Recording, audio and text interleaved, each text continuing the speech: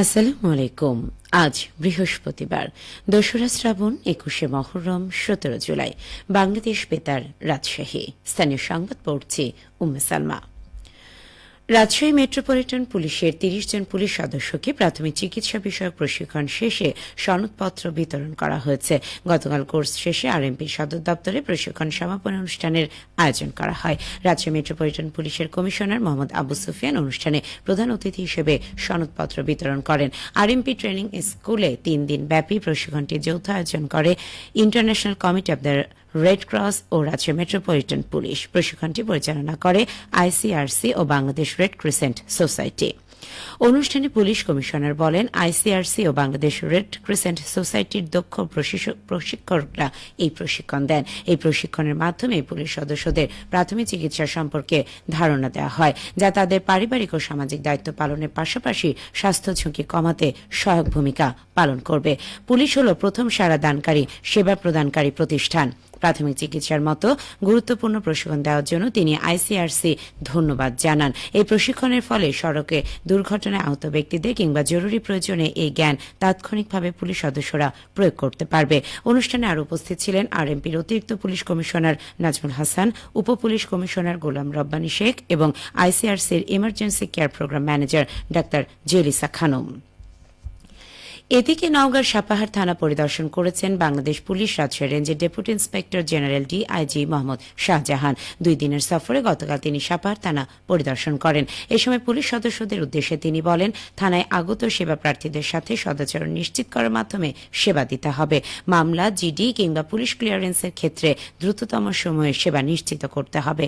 তদন্তাধীন মামলাসমূহ দ্রুত নিষ্পত্তির ব্যবস্থা করা, ওয়ারেন্ট তামিলের হার বৃদ্ধি করা, কার্যকরী পেট্রোল পরিচালনার জন্য তিনি সবাইকে নির্দেশ দেন। এছাড়া মাদক অভিযান বৃদ্ধি সহ দায়িত্ব পালনের ক্ষেত্রে আরও তৎপর হওয়ার উপর গুরুত্ব আরোপ করে তিনি পেশাদারিত্বের সাথে দায়িত্ব পালনের জন্য কর্মকর্তা সহ পুলিশ সদস্যদের প্রতি আহ্বান জানান। পরিদর্শনকালে তিনি উপস্থিত অফিসার ফোর্সদের সাথে কুশল বিনিময় করেন এবং পরিদর্শন বইয়ে মন্তব্য লিপিবদ্ধ করেন।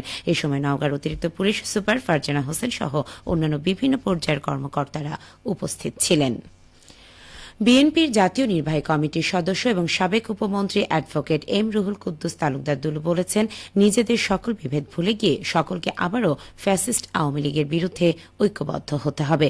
গতকাল নাটোরের কানাইখালীতে জুলাই গণঅভ্যুত্থানের শহীদদের স্মরণে নাটোর জেলা ছাত্রদল আয়োজিত স্মরণ সভায় প্রধান অতিথির বক্তব্যে তিনি একথা বলেন।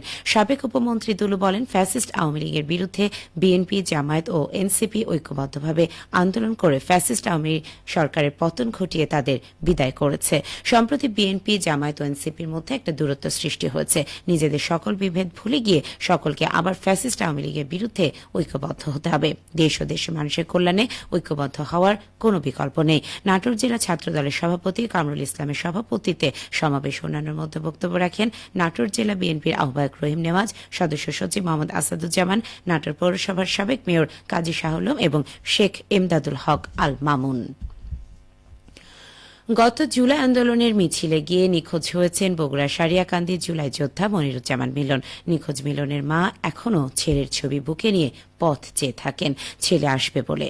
সংসারে একমাত্র উপার্জনক্ষম ব্যক্তিটি না থাকায় নানা সমস্যায় ভুগছেন মিলনের স্ত্রী। বছর পেরিয়ে গেলেও মিলনের পরিবার পায়নি তেমন কোনো সরকারি সহায়তা। মিলনের মা জানান, গত বছর ৫ আগস্ট দুপুরে বের হয় মিলন, পরে আর বাড়ি ফেরেননি। বগুড়ায় শিবগঞ্জ উপজেলায় ৯ মাদক সেবীকে বিভিন্ন মেয়াদে জেল ও জরিমানা করেছে ভ্রাম্যমাণ আদালত। গতকাল উপজেলার মহাস্থান ও জাহাঙ্গীরাবাদ পানাতেপাড়া এলাকায় অভিযান চালিয়ে মাদক সেবনের অপরাধে এর সাজা দেওয়া হয়। বিভিন্ন সূত্রে জানা যায় যে তারা উপজেলার ছিনতাই, চুরি সহ বিভিন্ন ধরনের অনৈতিক কর্মকাণ্ডের সাথে যুক্ত রয়েছে। এমন সংবাদের ভিত্তিতে শিবগঞ্জের মহাস্থানগড় সহ বিভিন্ন এলাকায় অভিযান চালানো হয়। পরে অভিযান চালিয়ে মাদক সেবনকালে তাদের আটক করা হয়। উপজেলা নির্বাহী অফিসার জিয়াউর রহমান বলেন, মাদকদ্রব্য আইনের অভিযুক্তদের মোট ২,৪০০ টাকা অর্থদণ্ড সহ বিভিন্ন মেয়াদে সাজা দেওয়া হয়। ভ্রাম্যমাণ আদালত পরিচালনায় সহযোগিতা করেন মাদকদ্রব্য নিয়ন্ত্রণ অধিদপ্তর বগুড়া জেলার পরিদর্শক আসলাম আলী মণ্ডল। খেলার খবর। নাটোরের জুলাই স্মৃতি ফুটবল টুর্নামেন্টে গতকাল অনুষ্ঠিত খেলায় নাটোরের ইয়াংস্টার ফুটবল দল 1-0 গোলে জুলাই যোদ্ধা বয়েজ স্কুলকে এবং লালপুরের অনুশীলন স্পোর্টিং ক্লাব 2-1 গোলে নলডাঙ্গা ফুটবল ক্লাবকে পরাজিত করেছে। নাটোর জেলা স্টেডিয়ামে জেলার 16টি দলের অংশগ্রহণে এই টুর্নামেন্টের আয়োজন করেছে বৈষম্য বিরোধী ছাত্র আন্দোলন। সবশেষে আবহাওয়া। আজ সকাল 6টায় রাজশাহীতে তাপমাত্রা ছিল 27 ডিগ্রি সেলসিয়াস। এই সময় বাতাসে আর্দ্রতার পরিমাণ ছিল 100%। রাজশাহী পার্শ্ববর্তী এলাকায় আজ সূর্যোদয় হয়েছে ভোর 5টা 26 এবং সূর্যাস্ত সন্ধে 6টা 56 সংবাদ শেষ হলো। আমাদের পরবর্তী স্থানীয় সংবাদ দুপুর 12টা 10